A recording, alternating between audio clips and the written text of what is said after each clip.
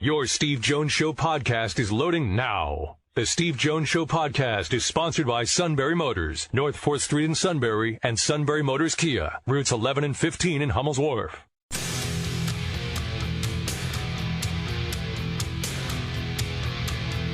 This is the Steve Jones Show on News Radio 1070 WKOK. Now, from the Sunbury Motors Studio, here's Steve Jones.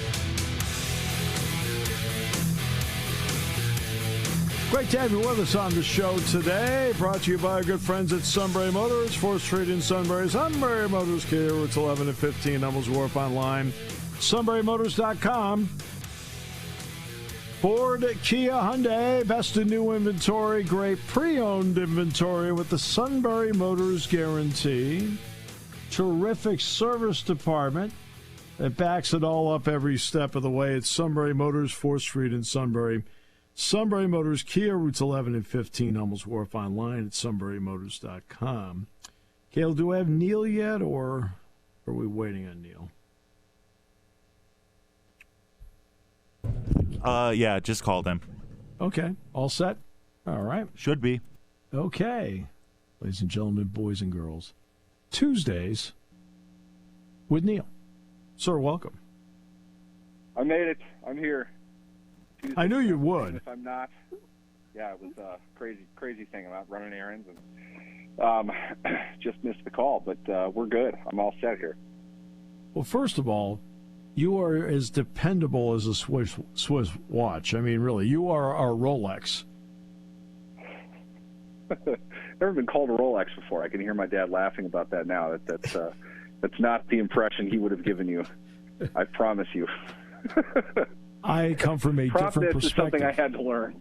Okay. I come from a different perspective. How about that? I will make sure the family heard that. They will appreciate it. Very much so. I will appreciate it. Thank you. The bizarre continues to happen. Look, I mean, I expected them to win, but they keep winning. I'll say they also scored on their first drive again, second straight week. And it was an impressive drive. Might have been their best drive of the season overall. That one against the Rams was pretty good, but the depth and the versatility that they're adding now, I think that above anything else is really the eye-popping thing. Obviously, this is not an offense that you can expect to score, 4 touchdowns a game or anything like that, but they're capable of eating some possession, running some stuff that a defense is not going to be fully prepared for. And I got to say, a large chunk of it seems to me like that the insertion of Broderick Jones at right tackle, the athleticism that he brings, is opening up both their zone and their gap schemes. And the way that they're using that is it's a different wrinkle every week. We're seeing different things when he's in there. I'm not sure if that means you can pin it on either Dan Moore, who we replaced once, or Chuks Okorafor, who he's replacing now.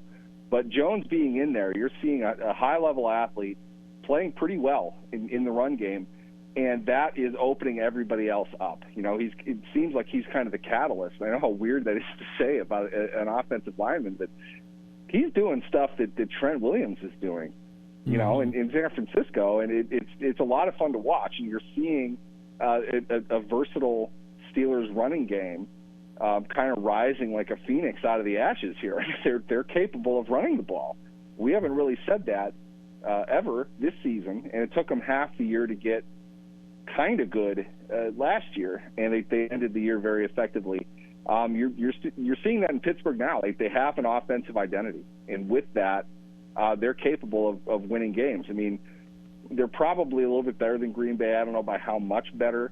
Kind of like what you alluded to. I don't know how, they should have won this game. This is one that they really needed to win and should have won and did. Probably got a little bit closer than you would have wanted it to be. But the return of Minkah Fitzpatrick, which is imminent, that'll happen eventually, I think is going to fix a lot of things within their secondary. And I don't know how many teams they're going to beat, but I know that they're going to be a very tough team to beat when they have everything going. And I know how cliche that sounds, but they make people beat themselves, and that's really what they did to Green Bay. And it seems like that's going to be their strategy from here on out. Pat Freiermuth, doors open for him being back. What can he add? He might even be a bigger return than Minka in the sense that you're going to have a solid short field receiver who has blocking ability as well. Right now, whatever trio of tight ends they're putting out there, none of them can catch, and none of them are particularly good run blockers to this point. Freiermuth is going to be better than all of them in all of that.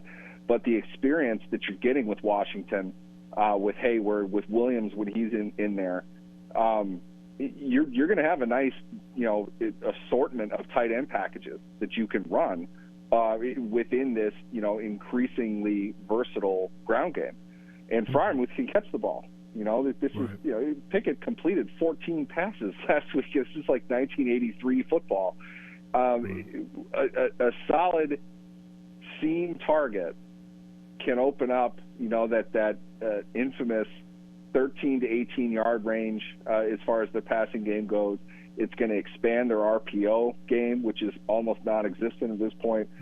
There's a lot of things Freiermuth is going to bring upon his return, and I would argue that they have not had him pretty much all season. He's been out there, he's been dressed, he's caught a ball or two, but they haven't had the peak Pat Freiermuth, the guy that you expected to get 100 targets this season for the Steelers. When you have that in there, it's a better receiving option, I think, overall, certainly in the short space, than what they've been able to manufacture. And when you get that RPO game going, those pop passes over the middle, the seam stuff down the middle, that opens stuff up on the outside, and I think the offense is going to be able to push back on a defense a little bit more than just playing the kind of swinging gate thing that they've been doing, particularly in the passing game. Okay, Johnson being back in the lineup, what does that meant? You and I talked about this last week because he's actually as inconsistent as I personally think he is, he's still a better player at this stage than Pickens. Would you agree with that? Oh, absolutely. I expected more, I guess, from Johnson. And to be fair, you kind of have to grade both Johnson and Pickens on a bit of a curve because the passing game is just a mess. I mean, we're not seeing every game. Pickett is missing open targets consistently. He's completing 14. He's missing on 9, and of those 9 incompletions, I honestly feel like 4 or 5 of them a game are just simply bad throws, passes that should have been completed. Johnson's going to feel the effects of that. Certainly statistically, his impact on the game is not present at all. He had 1 catch. That's not, in my opinion, it's not because Johnson can't get open. He's able to get open. They're not scheming their receivers open enough. I don't. That's the major criticism that I would have of the offense. They don't work. They don't do enough to get the receivers running in concert with one another, running combo routes, things of that nature to let your receivers try to make a play. They're just kind of throwing them in one place, take it or leave it. They're not doing anything with them to try to open them up. And your quarterback is not throwing the ball accurately enough for yards after the catch. And we've talked about this the last 3 years. The ball isn't going in a place where the receiver can catch it and turn and run. They're not open enough, which you might put on them, but some of that is a late delivery from a mid arm strength quarterback. They're not being put in position to succeed as much. I think because of that, Johnson is not the impact player that I thought he would be. We'll see, though. I think there are some, probably some miscommunication, some inability against Green Bay that we didn't quite anticipate. We'll see what happens against a vastly better defense in Cleveland. Not that Green Bay has a bad defense, but Cleveland's is really good. They're going to have to get Johnson the ball if they want to be consistent in running it the way that you have to assume that they're going to. There's going to be plays that Pickett is going to have to deliver a good pass to Johnson, who's going to have to get open. They're going to have to make plays after the catch as well. There's a lot riding on Johnson going into this game, but as far as a comparison to him and Pickens, it's not even close. I mean, Johnson is a pro. He's got, 400 some odd targets more than Pickens does in his career, and that gap is probably going to continue to expand because Pickens, he's not nuanced enough yet as a route runner. He's not all that hard to cover. It's great that he can make the highlight reel catches and everything, but the one thing you'll notice is he is almost always covered whenever they get him the ball. There's a reason for that. He's not getting himself open, but he's also young. So I wouldn't expect him to be better than Deontay Johnson right now. There's more work that he needs to do, and I would expect him to continue to do it. Hopefully the sulkiness part of his game goes away after a bit, and I get that you're frustrated if that's all that you're getting the ball, but they'll call his number. He'll be in a position to make a play, and you hope that he's able to make it when they do. All right. So let me talk about the Pickens part for a moment. I think there's an assumption that certain guys can just get out there in a straight line, blow by somebody. You can't do that in the NFL. You have to be able to make a move, whether it's a double, something subtle, just to give yourself that additional step, and then with a burst you can get past somebody. It seems like as a young receiver, he doesn't quite have that yet. I'd go a step farther and say he needs to do it, but not even necessarily on the play in question. He needs to show that he can run a slant before a cornerback is going to be worried about a move to the inside. That's where the route running part takes more of an effect. Johnson, when you see Johnson get open, Johnson's like 3 yards open on a lot of fly routes. And It's not because Johnson has world-class speed. It's not because he's insanely quick. It's because they are so afraid of him, his footwork, him cutting back, him running digs, him running unders, things like that. And he can put a subtle move, and they assume that he's going there, and he's going to get himself open over the top. Pickens doesn't really run much right now. Everyone's going to yell at the offensive coordinator. It's not that simple. You can't call stuff that doesn't work. He's not a video game character. It's not all one and the same. He's got to be able to do it. And if they're not calling him to do it, it's because he's not showing that he can do it. I'd make this comparison. I think we've said this in the past. One thing that got us really excited about Martavis Bryant back in 2015 was the fact that they were calling slants for him, hitches. He was running professional level routes. That made him even more dangerous over the top because now it's like this is not a one-trick pony guy anymore. Now he can catch you in a skinny post after 5 yards. You have to be aware of that as a cornerback. That makes it a lot harder to keep that cushion, stay on top of him, and be in position if he breaks. That slows the cornerback down just enough that you can get outside him and go. Pickens doesn't have that yet. Or at the very least, we know that he's not running those routes particularly often. But I will say they're struggling quite a bit to get the ball down the field. It doesn't look to me in all 22 angle, it doesn't look to me like Pickens is really running all that stuff in a way that makes me think they're trying to set something up. That's more of the evolution of his game that needs to take place, and maybe that's there's still a lot of season left. We'll see how it goes, but he's far from a finished product. We know that he's a great athlete, explosive player, long strider, big play type of guy. He's got to develop that smaller game in order to bring everything out. You had a weekend where there were, 6 essential walk-off games? And some of them involved teams that you didn't think were going to lose and did.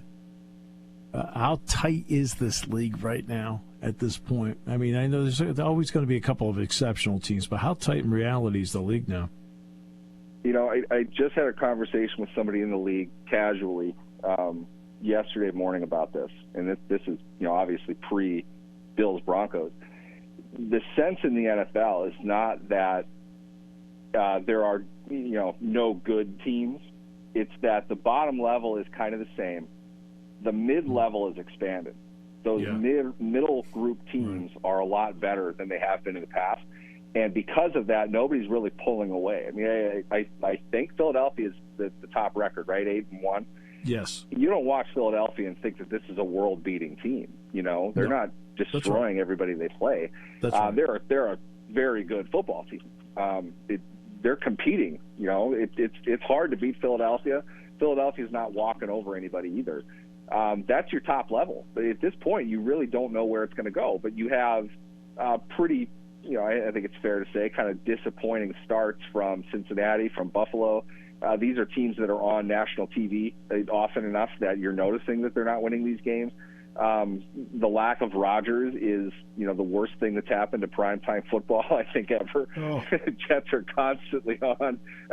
Therefore, they're always a talking point. Brutal. And, you know, good for them and for being what they are, but they're not going to be a great team with the quarterback that they have. You know, I think there's maybe a step below where the Steelers are. The Steelers are a good summation of that mid-level, though. This is a difficult team to beat. They might not beat you, but they can make you beat yourself if you allow them to drag you down to their level, to play the game in the muck, to throw style points out the window. When you have to swing with them, they're going to beat you, and we've seen it several times already this season.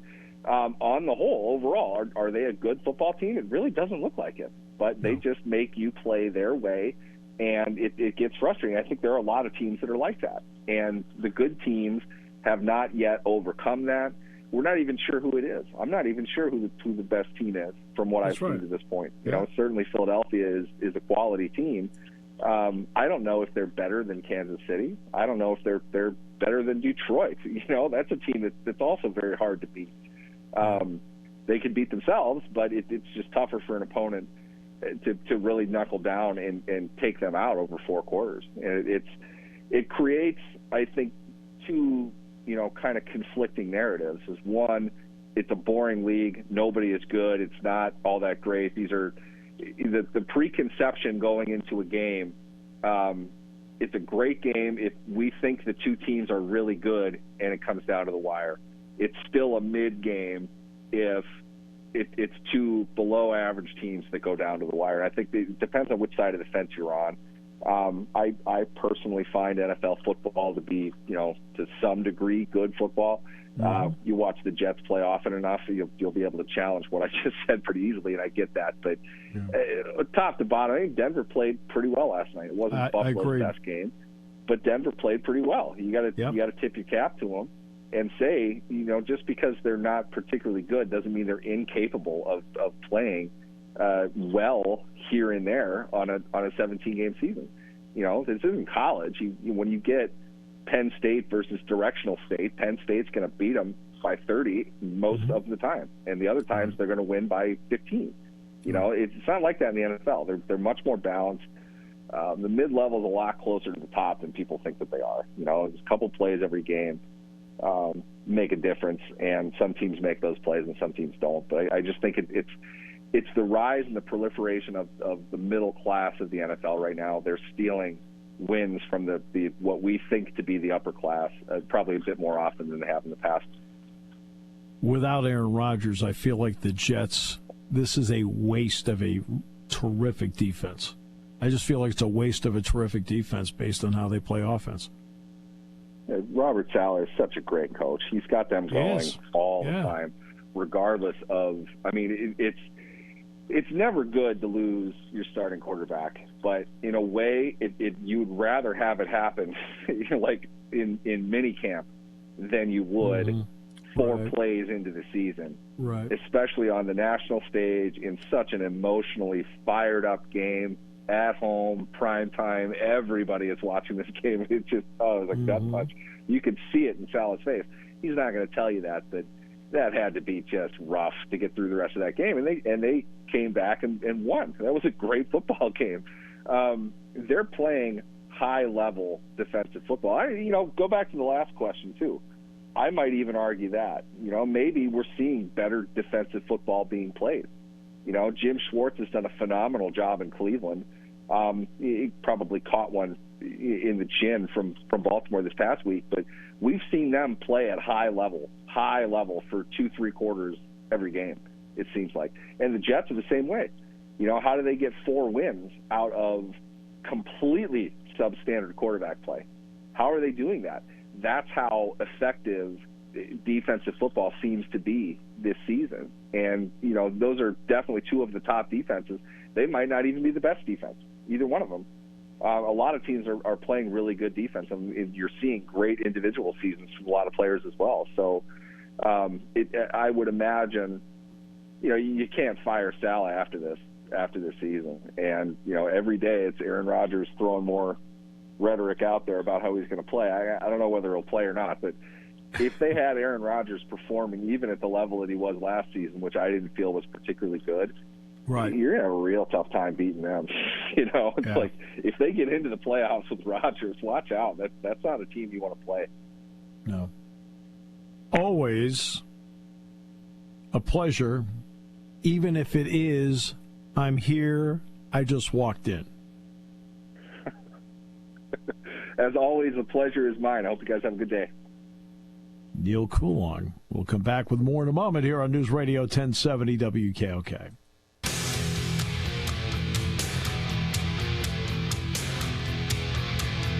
This is the Steve Jones Show on News Radio 1070 WKOK. Now, from the Sunbury Motors Studio, here's Steve Jones. Sunbury Motors, 4th Street in Sunbury. Sunbury Motors Kia, routes 11 and 15, Ellis Wharf online, sunburymotors.com. Ford, Kia, Hyundai, best in new inventory, great pre-owned inventory with the Sunbury Motors guarantee. And a terrific service department that makes sure that you're back on the road as quickly as possible, whether it is routine or difficult. They can handle it.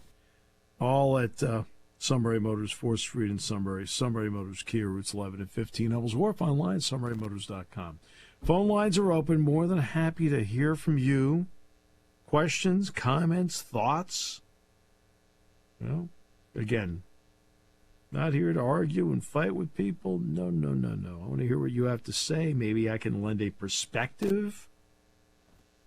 You know, that's always important. Can I lend a perspective? You know, a pro or con that maybe you hadn't thought of or you may not agree with.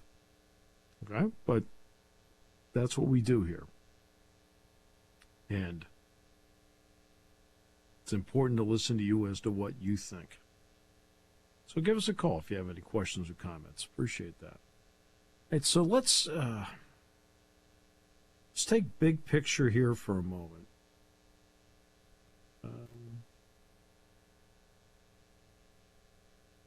And where Penn State is and give you a perspective. Now, are they past Michigan or Ohio State? As of right now, no. It's obvious. You played head-to-head, did not win either game. Were the games closer? Yes. They were closer. They're both single-digit losses. Going into the season, I said that this was probably the deepest team James Franklin's had, maybe the deepest team Penn State's had since 2008. I haven't changed my mind on that at all. I think that's absolutely true. When they've had guys bumped up and so forth, they've had guys of quality come in and play for them. But everybody knows in this conference that if you're in the West, the top 3 teams in the West will all win the West. I mean, the Western Division leading team is Iowa. Penn State beat them 31-0. Okay?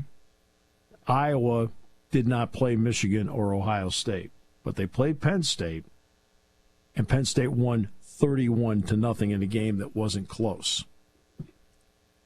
But Penn State is in the East, which means they've had to climb the Michigan and Ohio State hurdle. And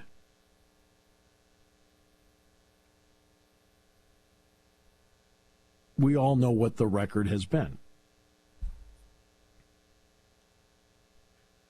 But next year, the landscape changes. It changes in many ways.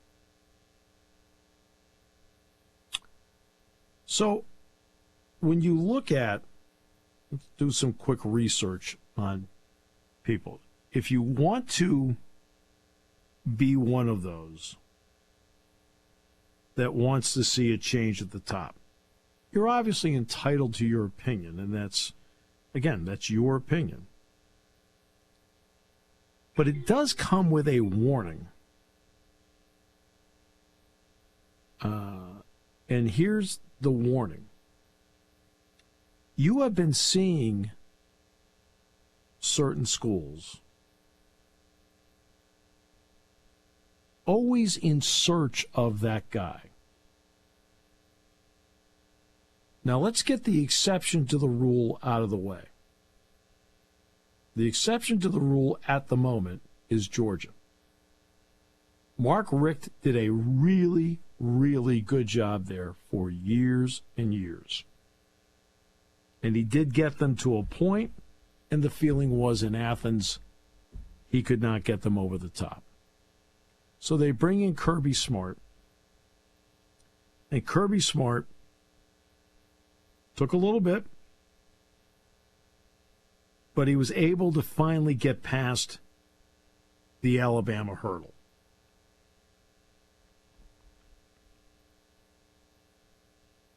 And that was important for him to do. When you look at what he did, right?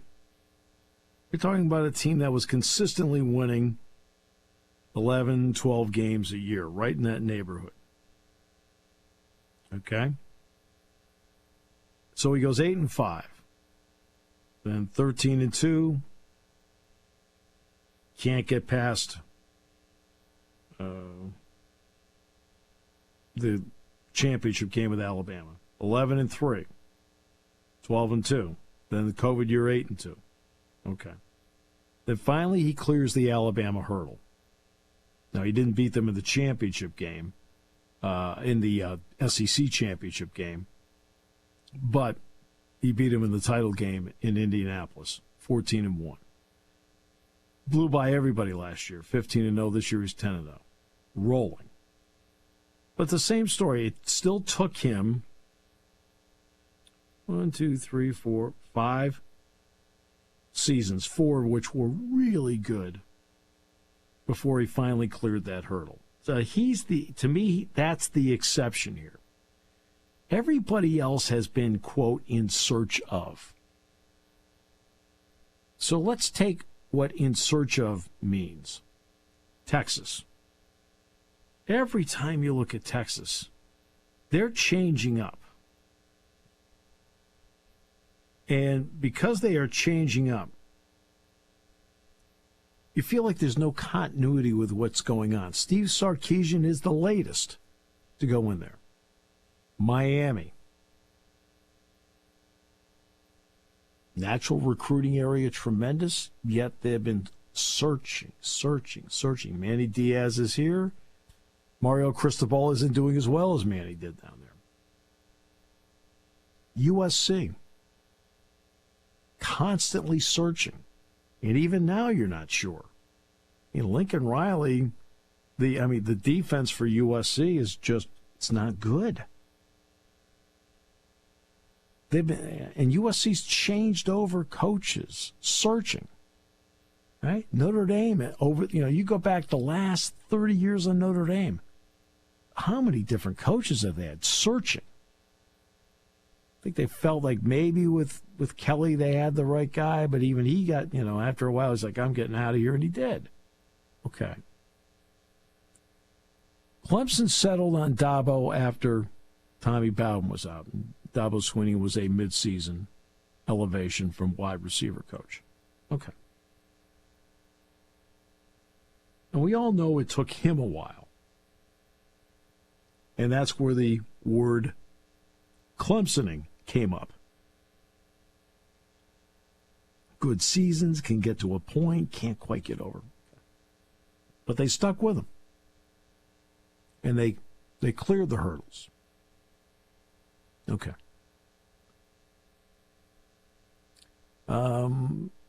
Let's see. Who else can we throw out there that you're looking at and Florida State. Florida State, since Bobby Bowden, they had Jimbo, but then Jimbo, the program was in exponentially worse shape when Jimbo left than when he took over. And after that, they've been searching. And this year, they've looks like they may have hit the jackpot.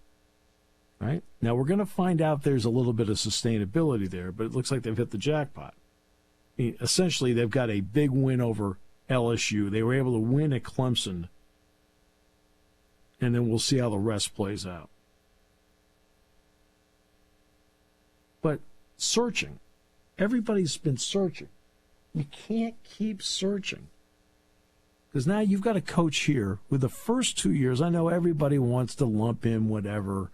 Like, 14 and 15. As Bill O'Brien told me repeatedly, Steve, he says, those are going to be the toughest 2 years. Well, James is the one that ended up having to coach those. He brought the program back. You may not be happy at all with what you saw on Saturday. There is not a single person in this town that is happy with what happened Saturday, starting with the people inside the Lash building. Okay? You're not happy. They're not happy. Nobody's happy. People are frustrated. But he brought the program back. Let's face it, in 12, 13, 14, and 15, did you ever envision winning 11 games again in the season? And they've done it 4 times. So he has got the program to this point. It's a point where for about 4 years, Kirby Smart was trying to, was doing great, but looking to get over that hump. It was that point where Dabo Swinney was working and was trying to get over the hump and get to that point, right? Texas hasn't been at that point because they're circling, always looking for that guy. USC's been looking for that guy. Okay? For a long time, Notre Dame was doing that. Then Brian Kelly did stabilize it, but they were looking for that guy. Miami's been looking for that guy. Florida State, over the last few years, been looking for that guy. Like, who's the guy? Who? And that's what you need to, to remember about this. They're recruiting at a high level. The playoff expands to 12 next year, which is important. The Big Ten expands next year to 18.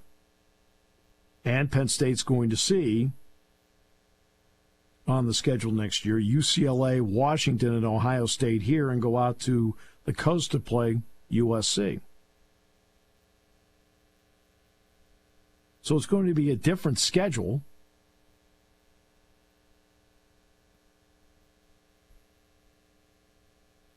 But it also brings with it different opportunities.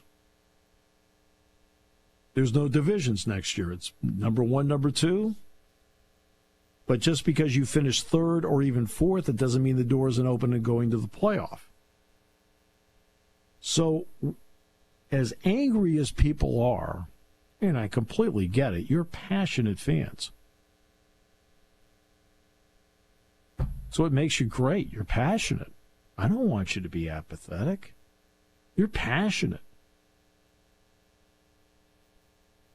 Greatest fans in the world.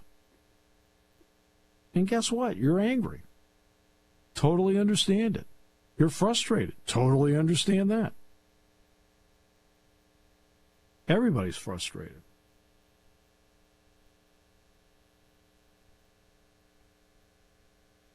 Especially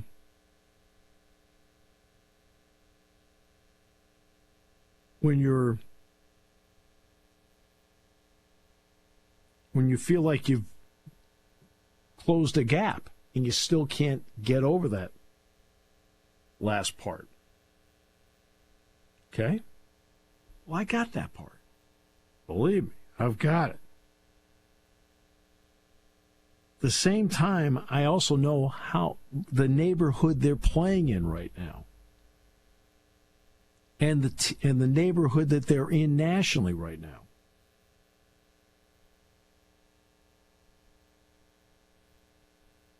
And I don't want Penn State to be the program that is searching. Because I've got enough evidence out there across the country of big-name programs searching. And they aren't there yet because they're still searching.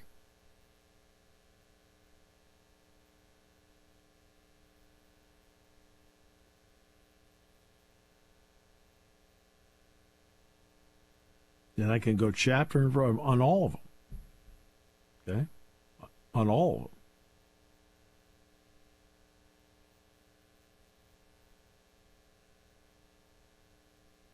And the one thing you don't know yet, like let's take two younger coaches that are doing very well right now. All credit is due. It's two of the newbies coming into the Big Ten. Washington, Oregon. Oregon was searching. Finally get Dan Lanning. Second year, he's done a really, really good job. But I need to see what Dan Lanning is like in year 5. You know, when everything's his. Kalen DeBoer, former offensive coordinator at Indiana. Went to Fresno State, did a good job, got hired up at Washington. When everything was, you know, the last few years have been the same story. After Chris Peterson, they were searching. He goes in there, he's done a terrific job. But what is Washington football in year 5 under Kalen DeBoer? Is it still at that high level? Is it still at the high level with Dan Lanning at Oregon? Right? I just need to see a bigger body of work to discuss that. I see where James Franklin has come from with this program, where he is now. I almost feel like COVID had to be a second rebuild. And it's frustrating as heck because I'll be the first to tell you, I really thought that they were going to get these teams. That's me. Really thought they would this year. Now, but when I went around speaking, I didn't say that this year. I didn't. I did not say that this year in talking with fans. I just said it was the deepest team, his most talented team. Where it goes from there, I didn't say where it was going to go from there. You know, I got asked about Michigan and Ohio State, and they just told everybody what they had. It may have been single-digit games, but give them credit for winning the games. Winning's hard. Winning's hard. Okay? Are they over the hump? No. Have they closed the gap? Yeah, they're right. They're right there, but you've got to find those plays, those 3 to 4 plays in a game that swing it in your direction instead of swinging it the other guy's direction. Curtis Jacobs' play at Ohio State may have been one of those plays. The fumble by Drew in the Michigan game, probably one of those plays.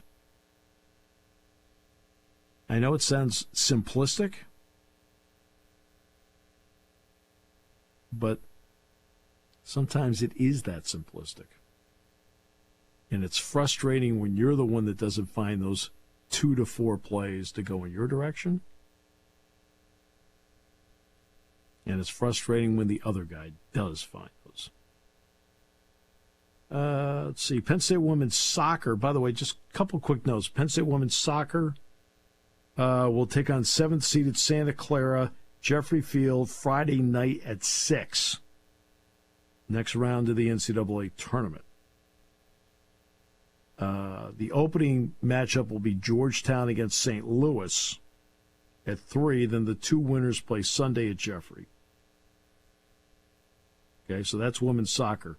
Women's volleyball beat second-ranked Wisconsin in Rec Hall Saturday. Phenomenal win. They had that 5-setter with Nebraska, couldn't quite put it away, then beat Wisconsin. Wow. And finally, the Lady Lion basketball team, Kansas was in the Jordan Center last night. And guess what? Lady Lions, third straight game they cracked 90, but this time they cracked 90 against Kansas, won 91-85. That was a terrific win for Carolyn Keeger's team. Men's basketball tonight, St. Francis Jordan Center. That will be at 7. All right, wrapping up in a moment here on News Radio 1070 WKOK. I mean, just some general thoughts I mean, frustrating completely that they're not over those two critical hurdles.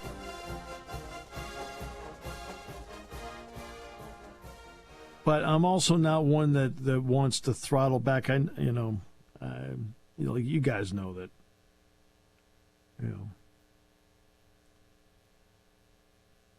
That I'm big on what I think James can accomplish here. And I know that you will have disagreements with me because you're, at this point, not happy with how Saturday turned out, and the Ohio State game as well. Totally, I understand where you're coming from. But I know how difficult it is to win. I know how far he's brought the program. I know how they've been recruiting and stacking classes. I just feel they're at that frustrating point where they're you feel like they're just about there. They just need to grab and bag one of those big ones. And I strongly believe that he is the guy to do it. And I know there are a lot of people today that listen to me saying that, and I know you're frustrated with how those two games have gone, and I totally get it. But it hasn't changed my mind on the quality of the guy running it. But everybody's frustrated. Everybody.